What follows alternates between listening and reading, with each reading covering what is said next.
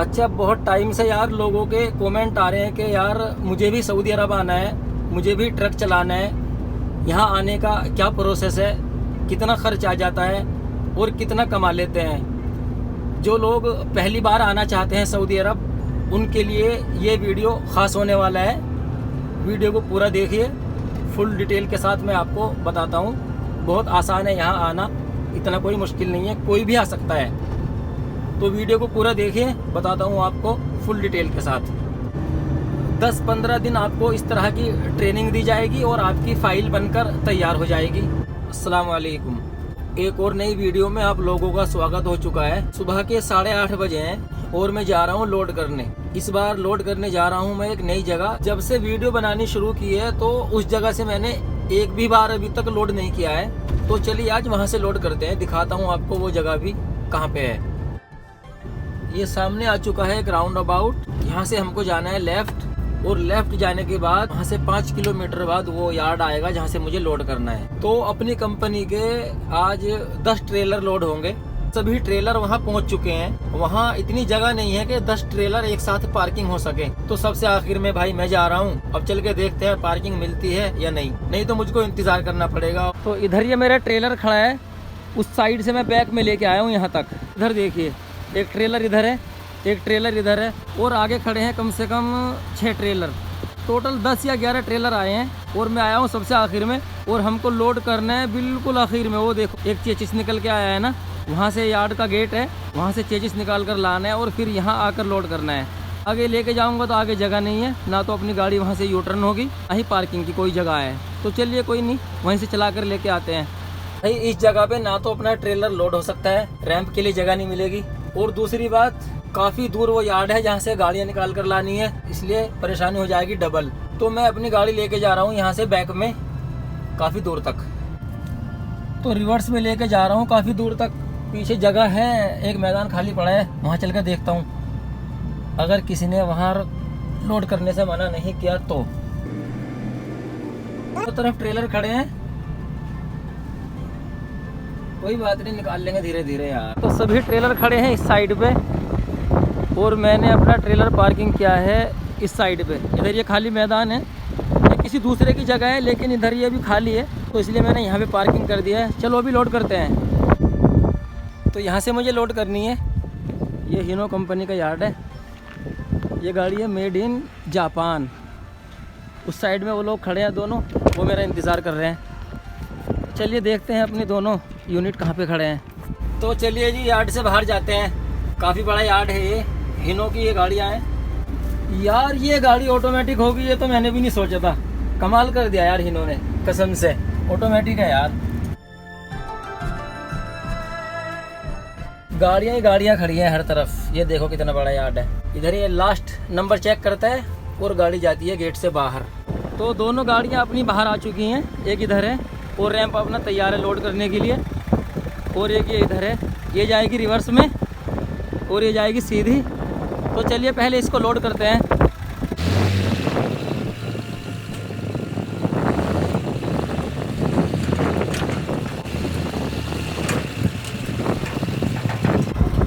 एक नंबर पे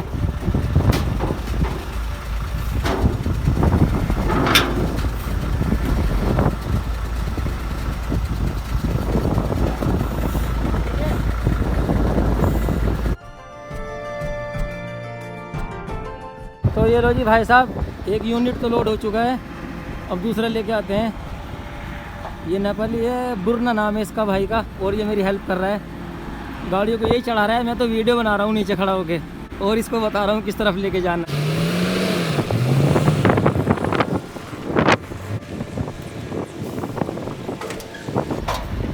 Yalla Yalla सुरा,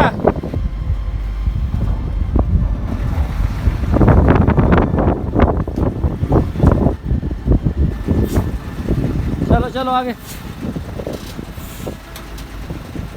हो गया, शानदार, ज़बरदस्त, जिंदाबाद।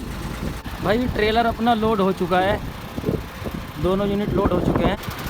जंजीर भी लगा लिया काफ़ी मजबूत करके। एक जंजीर इधर है और इस यूनिट पे मैंने 2 जंजीरें लगाई हैं, एक इस साइड पे है और एक उस साइड पे है। तो काफ़ी मज़बूत तरीके से लोड हो चुका है और पेपर भी मिल चुका है। तो चलिए अब यहाँ से निकलते हैं, आगे चल के बताता हूँ कि ये लोड जाएगा कहाँ। आप देखते रहिए वीडियो। तो चलिए जी यहाँ से निकलते हैं अब बाहर।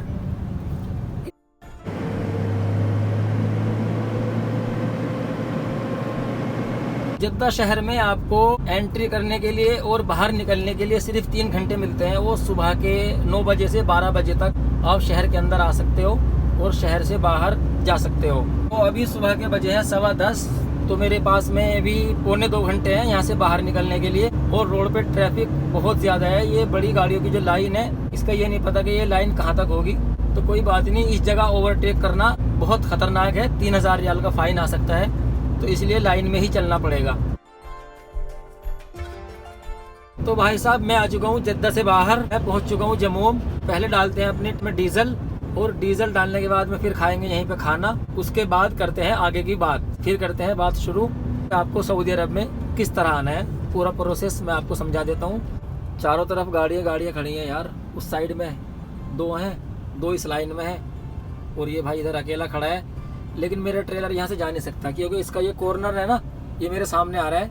ये थोड़ा सीधा होगा तो फिर मैं वहाँ पे लगाता हूँ। सामने जो ये खड़ा है ये आगे जाएगा, उसके बाद अपनी गाड़ी में डीजल डलेगा। कोई बात नहीं, करते हैं इंतज़ार, 2-3 मिनट में नंबर आ ही जाएगा।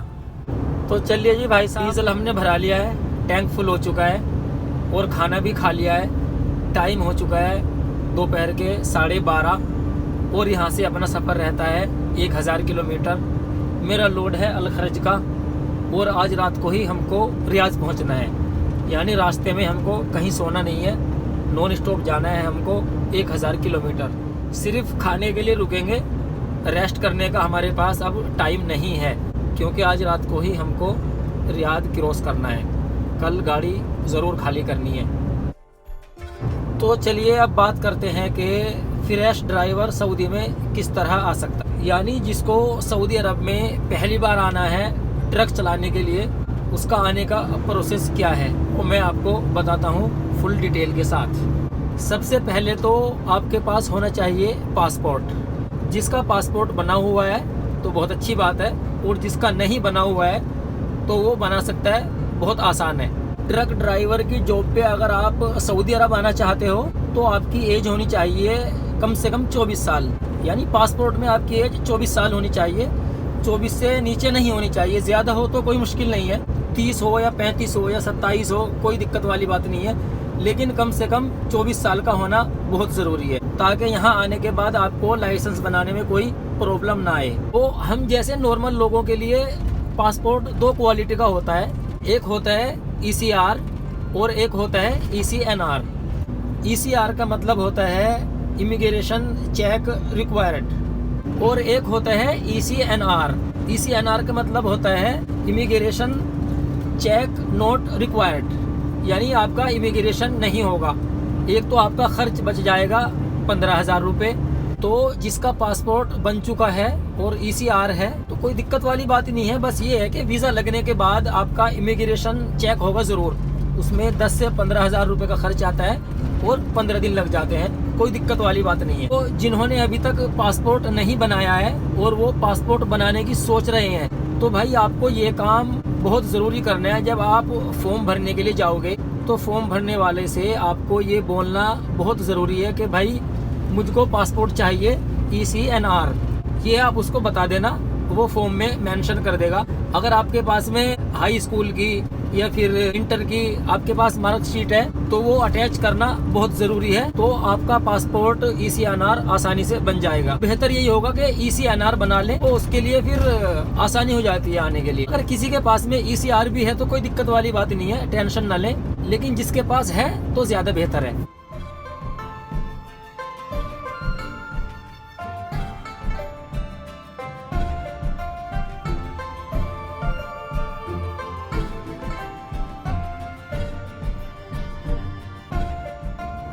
तो भाई पासपोर्ट के बाद में सेकंड स्टेप आता है वीज़े के लिए, कि वीज़ा कहाँ से मिलेगा और कैसे मिलेगा, वो भी मैं बताता हूँ आपको। अगर आप हरियाणा, राजस्थान, पंजाब और यूपी में रहते हो तो आपको घबराने की कोई ज़रूरत नहीं है। एक मेरा जानने वाला एजेंट है जिसका नंबर मैं आपको दे दूंगा, आप उससे कांटेक्ट कर सकते हैं। तो चलिए वीज़े का प्रोसेस मैं आपको समझा देता हूँ जल्दी करके। सऊदी अरब में हज़ारों ट्रांसपोर्ट कंपनियां हैं जिनकी वैकेंसी जाती है दिल्ली ऑफिस में या फिर मुंबई भी जाती है। अगर आप दिल्ली से आना चाहते हो तो दिल्ली से भी आ सकते हो और मुंबई से आना चाहते हो तो मुंबई से भी आ सकते हो। तो आपको करना क्या है, जब आप एजेंट से कांटेक्ट कर लेते हो और यहाँ से वैकेंसी जाती है तो वो एजेंट आपको बताएगा, व्हाट्सएप पे आपको पूरी लिस्ट भेजेगा कि भाई ये कंपनी का नाम है और इस कंपनी में इतनी सैलरी आपको मिलेगी, इतना ओवर टाइम मिलेगा। किसी कंपनी में ओवर टाइम का सिस्टम होता है और किसी कंपनी में ट्रिप का सिस्टम होता है। वो सब कंपनी का अलग अलग अपना रूल होता है। तो जब वो एजेंट आपको उस कंपनी के बारे में सब कुछ बता देगा तो सबसे पहले तो आपको ये करना है कि अगर सऊदी अरब में आपका कोई जानने वाला है तो आपने उस कंपनी के बारे में अपने दोस्त या अपने रिश्तेदार से पूछना है कि भाई ये कंपनी है क्या, इसका सिस्टम है, कंपनी ठीक है, कोई प्रॉब्लम तो नहीं।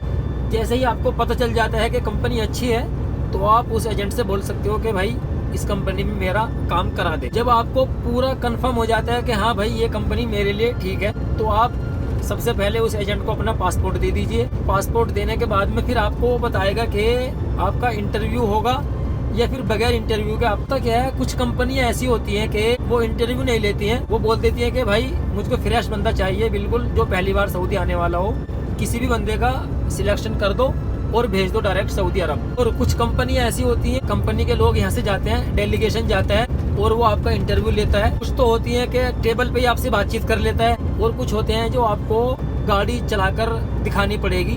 थोड़ी बहुत गाड़ी आपको चलानी आनी चाहिए ताकि आप इंटरव्यू क्लियर कर सको।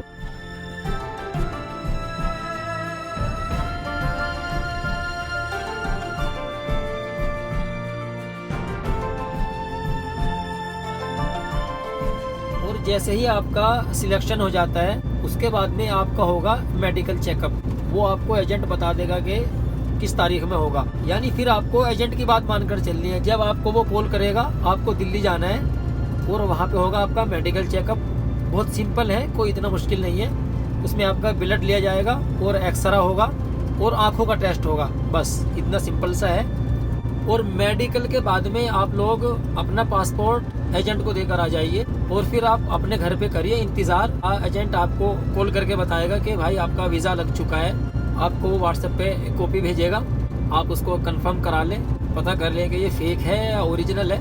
फेक तो नहीं होता है, वैसे ओरिजिनल ही होगा। सऊदी के लिए फेक एजेंट नहीं है। सऊदी के लिए जो लोग भी काम करते हैं वो ओरिजिनली काम होता है, क्योंकि यहाँ का काम बहुत आसानी से हो जाता है। तो एजेंटों को झूठ बोलने की जरूरत नहीं है। थोड़ा बहुत झूठ बोल देते हैं लेकिन ऐसा नहीं है कि आपको वीज़ा कॉपी वो झूठी दे देंगे।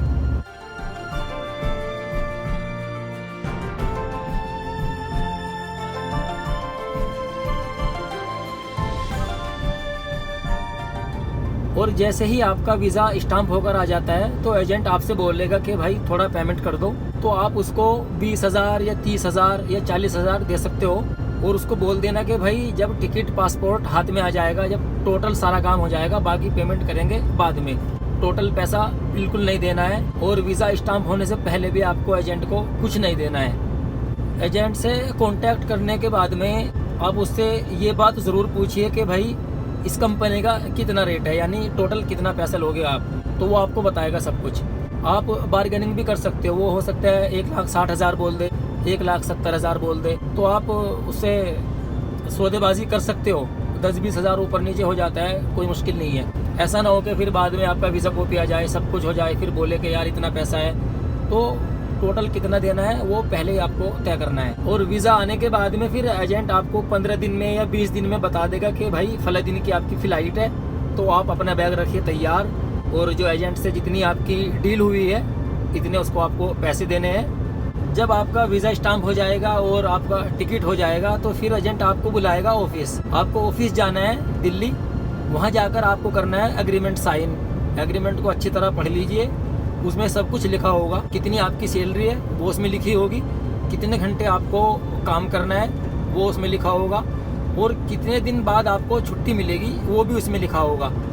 1 साल का एग्रीमेंट होगा तो 1 साल बाद आपको छुट्टी मिलेगी, और 2 साल का होगा तो 2 साल बाद आपको छुट्टी मिलेगी। अपने एग्रीमेंट को अच्छी तरीके से पढ़कर उस पर साइन करिए और अपना टिकट पासपोर्ट लेकर अपने घर आ जाइए, और उसके बाद आप आ जाओगे सऊदी अरब।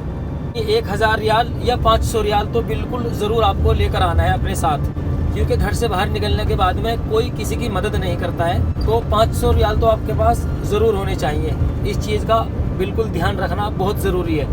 और आप अकेले नहीं आओगे, आप आओगे ग्रुप में, 15 या 20 बंदे एक साथ आते हैं, वो सब के सब एक ही कंपनी में आएंगे। आपका सबका टिकट एक साथ होगा। तो वहाँ से भाई साहब आप फ़्लाइट में बैठकर आप आ जाओगे सऊदी अरब। आप एयरपोर्ट पे आओगे तो यहाँ आपको कंपनी का बंदा रिसीव करने आएगा। वो आपको यहाँ से अपनी गाड़ी में बिठाएगा और कंपनी में ले जाकर छोड़ देगा। कंपनी में जाने के बाद आपको हर एक चीज़ मिलेगी, यानी रहने के लिए आपको रूम मिलेगा। 4 बंदे या 5 बंदे एक रूम में होते हैं। आपको कंबल मिलेगा, तकिया मिलेगा, बिस्तर मिलेगा और एक चारपाई मिलेगी। इस तरह का आपको सब कुछ मिलेगा। यानी कि वहाँ जाने के बाद कंपनी में पहुँचने तक आप लोगों का खर्च होगा कम से कम 1,20,000 और ज़्यादा से ज़्यादा 1,50,000।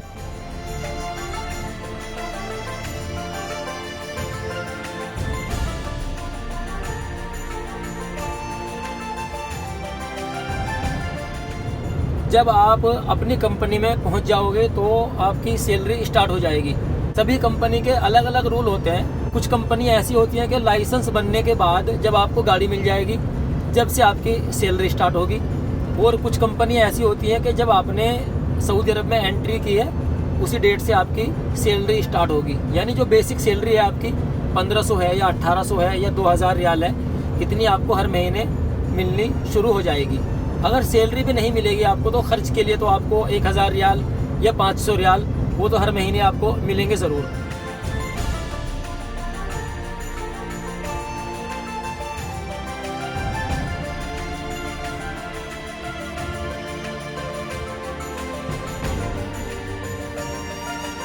कंपनी में आने के बाद अब तैयारी होगी आपके डॉक्यूमेंट्स बनाने की। सबसे पहले होगा आपका मेडिकल चेकअप।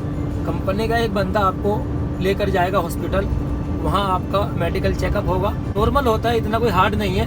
उसका सिर्फ आपका ब्लड टेस्ट होगा और एक्सरे होगा और आँखों का टेस्ट होगा। और जैसे ही आपकी मेडिकल रिपोर्ट आ जाती है उसके 2 या 3 दिन बाद आपकी आईडी बनकर आ जाएगी, जिसको बोलते हैं यहाँ अकामा। आपका अकामा और मेडिकल कार्ड, ये दोनों चीज़ें एक साथ बनकर आएंगी। यानी ये दोनों चीज़ें तो आपकी 1 हफ्ते के अंदर बन जाएंगी। उसके बाद तैयारी होगी आपके लाइसेंस की। तो बातों ही बातों में हम पहुंच चुके हैं जुलम, और यहाँ से अपना सफ़र रहता है तकरीबन 650 किलोमीटर। हमको रास्ते में कहीं नहीं सोना है, नॉन स्टॉप जाना है, सिर्फ खाना खाने के लिए रुकना है, क्योंकि कल सुबह 8:30 बजे गाड़ी खाली करनी है। और इंशाल्लाह मैं पहुँच जाऊँगा अपनी लोकेशन पे सुबह 3 बजे, यानी 4.5-5 घंटे हमको सोने के लिए मिल जाए। तो चलिए अब बात करते हैं लाइसेंस के प्रोसेस की, कि लाइसेंस किस तरीके से बनेगा। जब आपकी आईडी और मेडिकल कार्ड बनकर आपको मिल जाता है, उसके बाद कंपनी आपकी फ़ाइल बनाएगी लाइसेंस के लिए। और फाइल बनने के साथ साथ आपको कंपनी में ही ट्रेनिंग दी जाएगी गाड़ी चलाने की। कंपनी की कोई भी एक गाड़ी आपको दी जाएगी और कंपनी में काफ़ी जगह होती है, तो वहाँ पे आपको गाड़ी सीखनी है। पुराना ड्राइवर आपके साथ 1-2 घंटे के लिए भेज दिया जाएगा, जो आपको सारी बातें समझा देगा। 10-15 दिन आपको इस तरह की ट्रेनिंग दी जाएगी और आपकी फ़ाइल बनकर तैयार हो जाएगी। और जो बंदा आपको ट्रेनिंग देगा, जब उसको लगेगा कि हाँ ये सभी बंदे परफेक्ट हो चुके हैं, तो फिर आप सभी को लेकर जाएगा वो ड्राइविंग स्कूल, जहाँ पे लाइसेंस बनता है। जाने के बाद वो आपकी फ़ाइल जमा करा देगा और लाइसेंस की फ़ीस जमा करा देगा।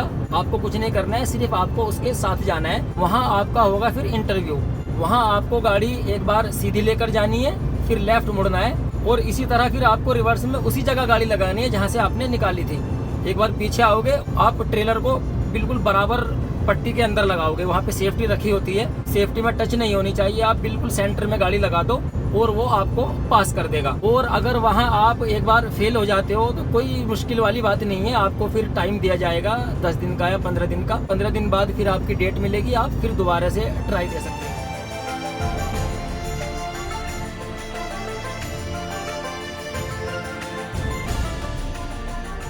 और जब आप वहाँ पास हो जाते हो, उसके बाद में फिर आपकी एक क्लास चलेगी 15 दिन या फिर 21 दिन, जो आपको सऊदी अरब के जो ट्रैफिक रूल्स हैं उनके बारे में समझाया जाएगा। वो उसी ड्राइविंग स्कूल के अंदर होगी। वहाँ पे एक क्लास होती है, डिस्प्ले लगी होती है, वहाँ पे जो भी ट्रैफिक रूल्स हैं वो आपको बताए जाएंगे। आपको एक टीचर मिलेगा, वो सारी बातें आपको समझाएगा, आपके दिमाग में एक एक बात वो बिल्कुल ऐड कर देगा, सब कुछ आपको आसानी से समझ में आ जाए। जब आपको लगेगा कि हाँ सारे रूल्स मेरी समझ में आ चुके हैं, उसके बाद आपका फिर इंटरव्यू होगा कंप्यूटर पे। तो कंप्यूटर पे जो इंटरव्यू होता है वो भी आसान होता है। बस ये है कि आपको जो ट्रेनिंग दी जाएगी ड्राइविंग स्कूल के अंदर, जो क्लास में आपको बताया जाएगा, वही सवाल सारे उसमें आएंगे आपके इंटरव्यू में। यहाँ रुका था मैं खाने के लिए, खाना खा लिया है और अपने ट्रेलर के टायर टप्पे सब कुछ चेक कर लिए, जंजीर भी चेक कर लिए, काफ़ी मजबूत है, अभी तक लूज़ नहीं हुई है। और अभी टाइम हुआ है रात के 10:30 और यहाँ से अपना सफ़र रहता है अभी 250 किलोमीटर। तो चलिए अब बात करते हैं कि कंप्यूटर पे इंटरव्यू कैसे होगा। एटीएम मशीन की तरह वो कंप्यूटर होगा, आप उसके सामने खड़े हो जाइए, आप हेडफोन लगा लीजिए, में ऑप्शन आएगा लैंग्वेज का, जिस लैंग्वेज में आप उसको करना चाहो वो उसमें हो जाएगा। हिंदी में कर लो, इंग्लिश में कर लो, उर्दू में कर लो, किसी भी लैंग्वेज में आप कर सकते हो।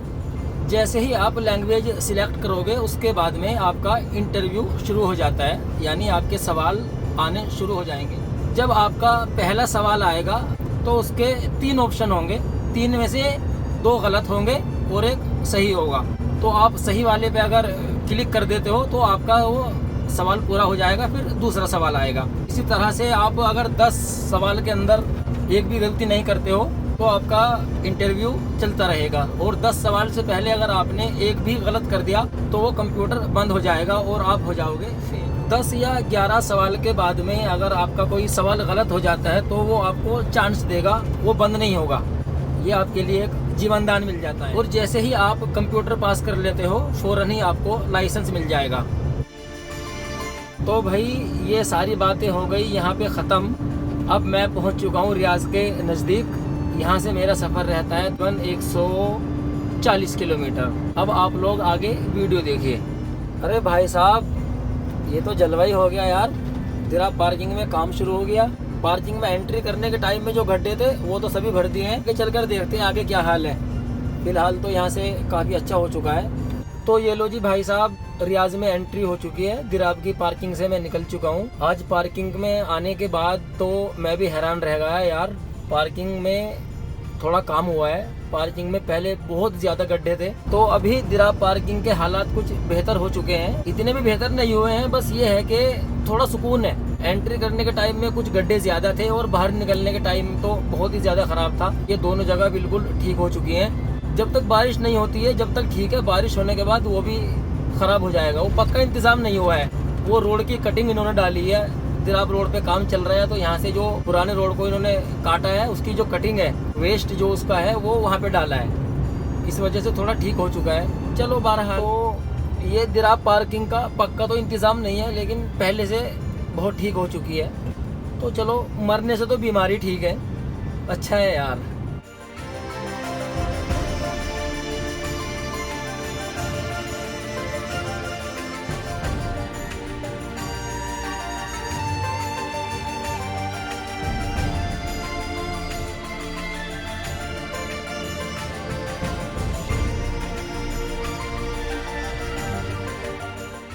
भाई रात के बज चुके हैं 3:30 और हम पहुंच चुके हैं अपनी मंजिल के करीब। तो भाई मैं अपने ठिकाने पे 1100 किलोमीटर का हमारा ट्रिप था और 1100 किलोमीटर कवर करने में मुझको लगे हैं 15 घंटे। बहुत टाइम लगा यार आज। तो चलिए अभी सो जाते हैं, सुबह गाड़ी खाली करते हैं। तो ओके, अल्लाह हाफिज़, गुड नाइट। सोकर उठ चुके हैं और यार्ड में आ चुका हूँ मैं अंदर। अभी यहाँ खाली करेंगे। देख सकते हो कितने इधर ट्रक खड़े हैं, साइड में देख सकते हो। वो इधर भी पूरे ट्रक ही ट्रक खड़े हैं भाई। इधर ये हीनो है, इधर एक चाइना का कंपनी आया है साकमान, उसका ये ट्रक है। इसकी कुछ गाड़ियाँ रोड पे नज़र आने लगी, पता नहीं कैसी गाड़ी। तो चलिए भाई, अपने ट्रेलर खाली होने लगा है।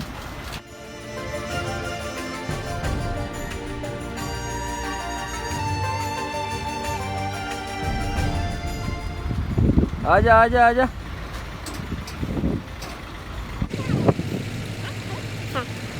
लेके जा, सीधा नहीं लगेगा।